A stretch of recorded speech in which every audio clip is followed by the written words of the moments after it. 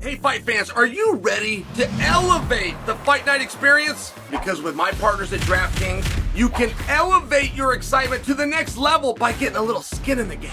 Right now, get a no sweat bet up to $1,500 with a $5 deposit from new customers. That's right, you will get a bonus bet back in the amount of your original bet if your first pick doesn't hit. Download the DraftKings app right now. When you sign up, use my promo code Sonnen. At DraftKings, the crown is yours. That's right. New customers that deposit just $5 get a no sweat bet up to $1,500. If that first bet doesn't hit, no sweat. You will get the original amount back in a bonus bet. Stay in on the action and check out DraftKings same game parlays for a shot at an even bigger payout. Combine multiple bets together from the same fight. If sports betting is not yet available in your state, don't worry. You can still join in on all the fun with DraftKings Daily Fantasy and have the shot to win cash prizes.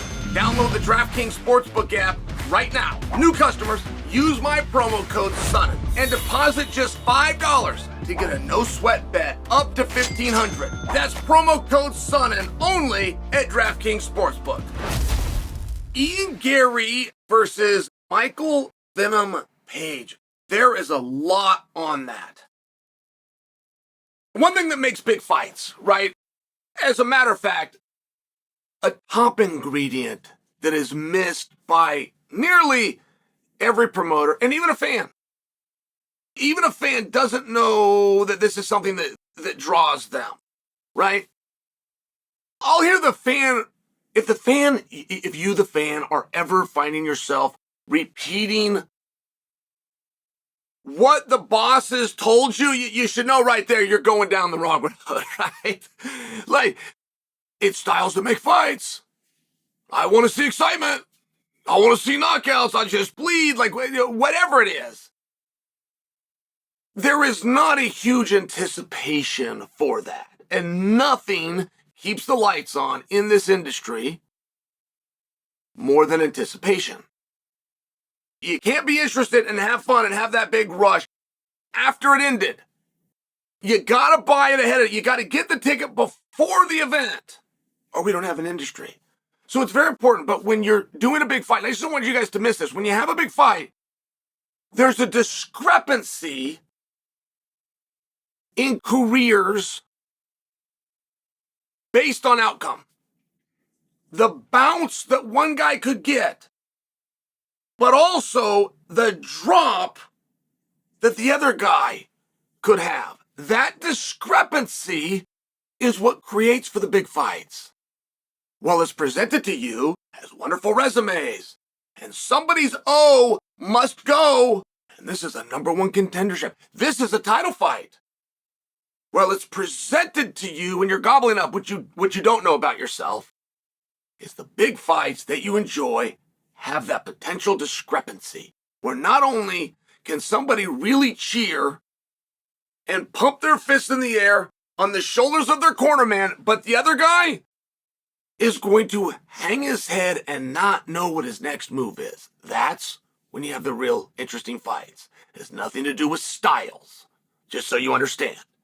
Nothing to do with records.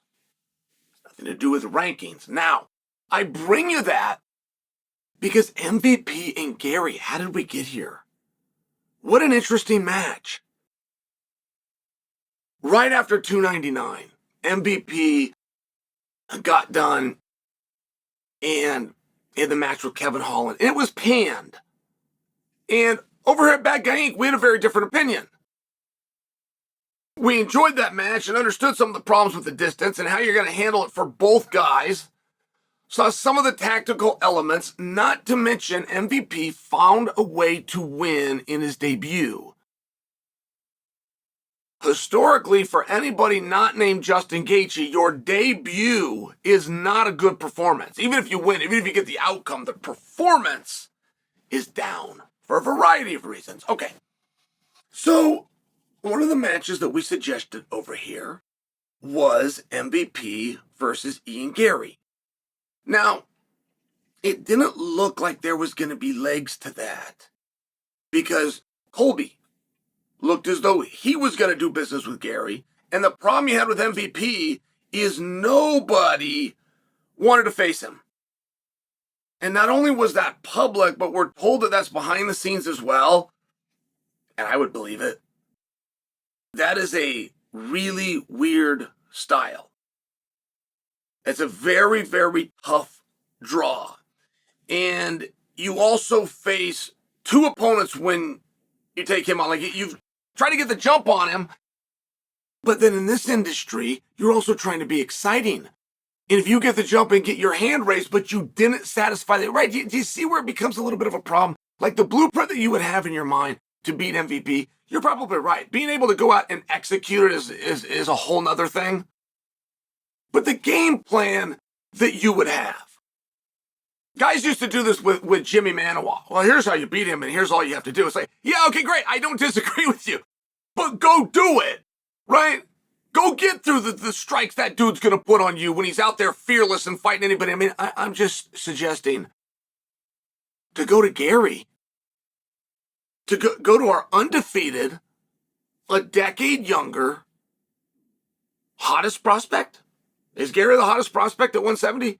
If you were trying to make money, if you're a promoter, and the only way you can monetize any of these athletes is with their performance. That's the only commodity they have. Do you see a prospect at 170 that you could make more money with? And I don't mean right now today. I'm talking about over the course of things, right? Shelf life, where he's going to go, potential champion, moving into main events. So to put that hot of an item, who, by the way, had the whole community talking about a different opponent. I'm talking about Gary versus Colby. To put the brakes on all of that and to bring him in against a 36-year-old Michael Venom Page, who on a bad night won. Like, how did we get here? And thank goodness we are. But what happens to Gary when I talk about that discrepancy? He beats MVP, the guy that nobody wants to fight.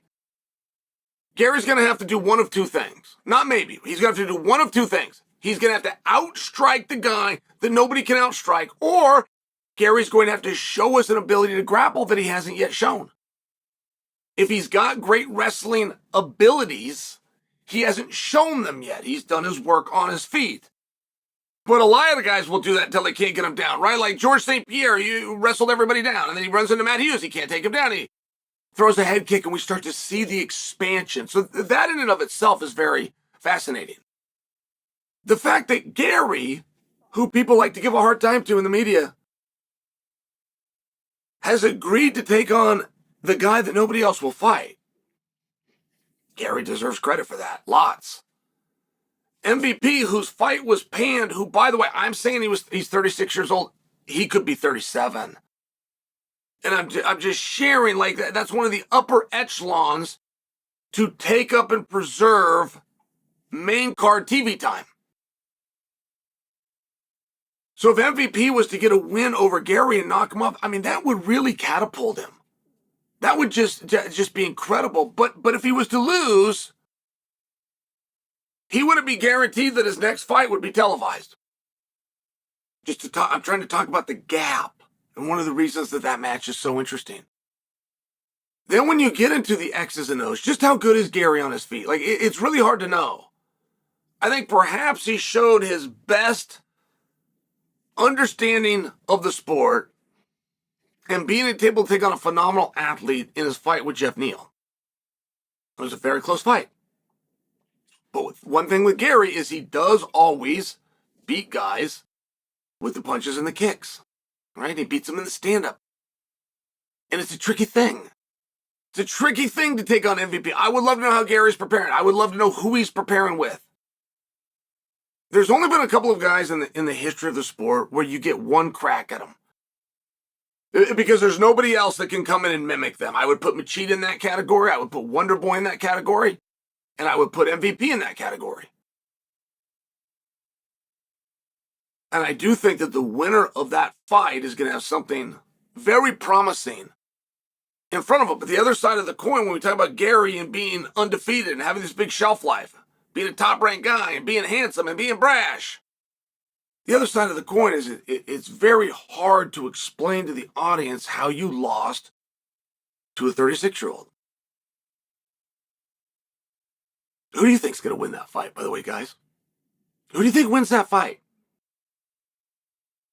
I can all but assure you, when that goes off, DraftKings will have Garry as the favorite. But it's going to be close. It's going to be a line that moves. And there's not going to be anybody that bet on Garry that is relaxed when that match happens. It is a fantastic booking by the UFC.